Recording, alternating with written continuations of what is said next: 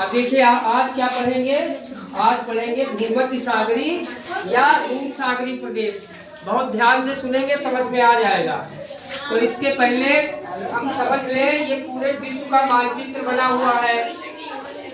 महाद्वीप कितने हैं पहले महाद्वीप जान लें। कितने महाद्वीप हैं? 7।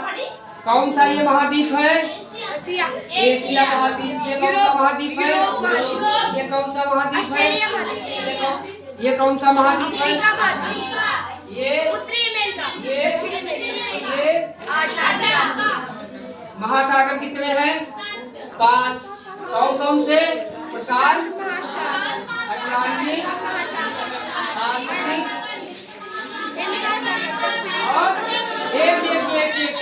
और एक दक्षिणी महासागर। 5 महासागर है। तो ये पूरा अब हमें क्या पढ़ना है? भूमध्य सागरी या भूमध्य सागरी प्रदेश। तो आपको पता है ये आपका यहाँ पे ये जो है भूमध्य सागर है। ये कौन सा सागर है? जैसे भारत में हिंद महासागर की 2 शाखाएं हैं, एक अरब सागर, एक बंगाल की खाड़ी। अब सुनिए, भूमध्य सागर के दोनों ओर, भूमध्य सागर के दोनों ओर 30 से 40 अक्षांशों के बीच महाद्वीपों के पश्चिमी भाग में ये पाए जाते हैं। कहाँ पाए जाते हैं? महाद्वीपों के पश्चिमी भाग में क्या पाए जाते हैं? भूमध्य सागरी या तो ये जो भूमध्य सागरी या भूमध्य सागरी प्रदेश है, ये फलों के उत्पादन के लिए प्रसिद्ध है। किसके लिए? फलों के उत्पादन के लिए। सबसे पहले हम समझ ले किन किन महाद्वीपों में ये पाए जाते हैं। तो आप देखिए, ये आपके भूमध्य सागर के चारों देशों में, उत्तरी अमेरिका में जो है आपका कैलिफोर्निया, कौन सा? और दक्षिण अमेरिका में चिली, अफ्रीका में दक्षिणी पश्चिमी भाग, अफ्रीका में चिली एक देश का नाम है जो दक्षिणी अमेरिका महाद्वीप में स्थित है, चिली। और यहाँ पे अर्जेंटीना भी इसी देश का भाग है, ब्राजील भी यही है, ब्राजील।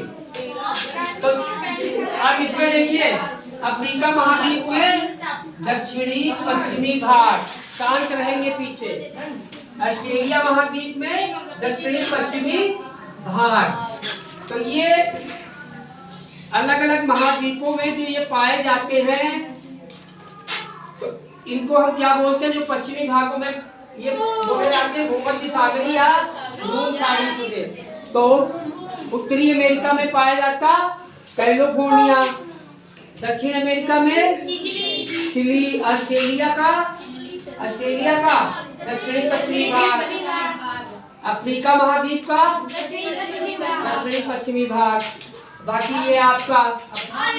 तो अब हम जानेंगे यहाँ की जलवायु कैसी है। क्या जानेंगे? जलवायु।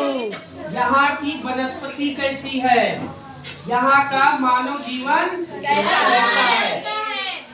तो ग्रीष्म काल, जब गर्मी का मौसम होता है, ग्रीष्म काल में गर्म और शुष्क होता है। कैसा होता है? और जबकि शीतकाल में साधारण तथा आर्द्र होता है। वर्ष भर, पूरे साल भर, पीछे आदित्य, पूरे साल भर अधिक मात्रा में धूप मिलती है। क्या मिलती है? धूप मिलती है।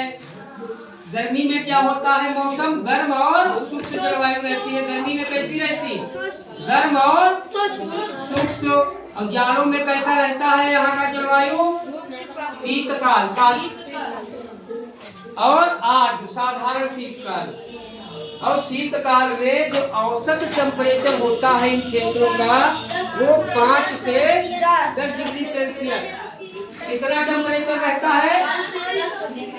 जाड़ों में 5 डिग्री से 10 डिग्री सेल्सियस। ठीक है। अब गर्मियों में कितना रहता है? 20 डिग्री से 27। और यह प्रदेश स्वास्थ्यवर्धक तथा आनंददायक शीतकाल के लिए प्रसिद्ध है, विश्व प्रसिद्ध है। अब यहाँ पे वर्षा कैसी होती है? वर्षा का जो औसत है वो 37 से 75 सेंटीमीटर है। कितना है? 37 से 75 सेंटीमीटर वर्षा होती है। और शीतकाल में ज्यादा यहाँ पानी गिरता है। इन प्रदेशों में शीतकाल में ज्यादा पानी गिरता है, ठीक है। और जबकि जो गर्मी वाला मौसम होता है वो शुष्क रहता है। गर्मी वाला कैसा मौसम रहता है? शुष्क रहता है। तो ये जलवायु हमने समझ ली कैसी है जलवायु। जलवायु यानी धूप रहती है, गर्मी जब आती है तो गर्मी में मौसम शुष्क रहता है, और जब जाड़ा आता है तो साधारण जाड़ा रहता है। औसत टेम्परेचर जाड़ों में इसका रहता है 5 से 10। गर्मियों में कितना रहता है? 20 से 27। हाँ। और जो है बरसात कैसी होती है? 37 से 75 सेंटीमीटर औसत। और शीतकाल में अधिक वर्षा होती है। और सूर्य के उत्तरायण और दक्षिणायन होने के कारण वायुदात पेटियों में जो ऋतुवत स्थानांतरण के कारण भूमध्य सागरीय जलवायु की उत्पत्ति होती है। अब इसकी वनस्पति समझने कैसी है क्या? हाँ, अब इसकी वनस्पति पर चर्चा कर ले। तो चल रहा है थोड़ा समझने, आवाज नहीं ठीक करना है। यहाँ के पेड़ पौधे, यहाँ पे कौन कौन से पेड़ पौधे पाए जाते हैं थोड़ा जान ले, ठीक है। तो पेड़ पौधे, तो इन प्रदेशों में, ये जो प्रदेश है, इन प्रदेशों में जाड़े में वर्षा ज्यादा होती है। क्या होता है? और जो गर्मी होता है, गर्मी सूखा रहता है। तो गर्मी सूखा रहने के कारण यहाँ पे विशेष प्रकार की वनस्पतियाँ पाई जाती हैं, जैसे ओक, वालनट, चेस्टनट, सेडार। ये वृक्ष है यहाँ के। क्या है? जैसे हमारे यहाँ आम, नीम, जामुन, बरगद, पीपल पाया जाता वनस्पति। तो ये वहाँ पे कहीं छोटे छोटे वृक्षों वाली, छोटे छोटे जो वृक्ष होते हैं, छोटे छोटे वृक्षों वाली झाड़ियों के झुंड भी पाए जाते हैं। क्या पाए जाते हैं? और उन झाड़ियों को, जो छोटे छोटे झुंड होते हैं झाड़ियों वाले, उन झाड़ियों को कैलिफोर्निया में बोला जाता है चैपरल। क्या बोला जाता है? चैपरल। ये चैपरल क्या है? छोटे छोटी झाड़ियों वाले वृक्ष हैं। और दक्षिणी यूरोप में क्या बोला जाता है? माची। क्या कहते हैं? पीछे माची। और जो रूम सागरी प्रदेश हैं वो अपने रसीले फलों के लिए प्रसिद्ध है। किसके लिए? रसीले फल में कौन है? जैसे नींबू, संतरा,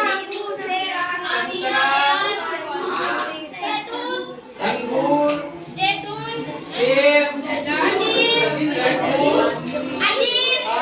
जैतून, अंजीर।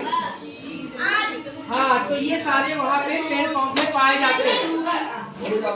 पीछे भूमध्य सागरीय प्रदेश में पाए जाने वाले जो वृक्ष होते हैं, इनकी जड़ें लंबी होती। कैसी होती? छाले मोटी होती। छाले कैसी होती?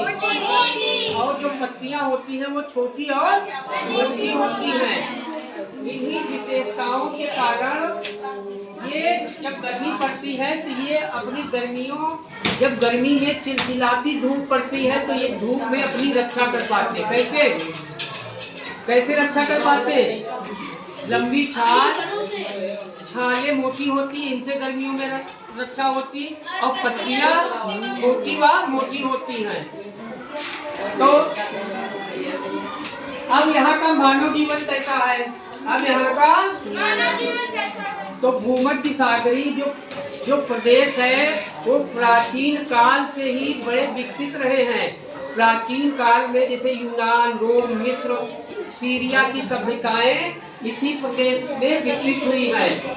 इस प्रदेश में उत्तम जलवायु, उपजाऊ भूमि अन्य प्राकृतिक संसाधनों की सुलभता से मानव जीवन एवं रहन सहन का स्तर ऊंचा है। आधुनिक आर्थिक विकास की दृष्टि से ये प्रदेश काफी विकसित है और यहाँ के निवासी अनेक प्रकार के व्यवसाय में लगे हैं। इन प्रदेशों में फलों की खेती होती है, अनाज उत्पादन होता है, शराब बनती है, कृषि उद्योग होता है, इंजीनियरिंग, खनिज उद्योग, इन उद्योगों का विशेष महत्व है और प्रदेश के निवासी आधुनिक वैभवपूर्ण जीवन जी सकते हैं, जैसे जैतून से तेल निकालना, अंगूर से शराब बनाना, शहतूत की पत्तियों पर रेशम के कीड़े पालकर रेशम तैयार करना, ये सब यहाँ के क्या हैं?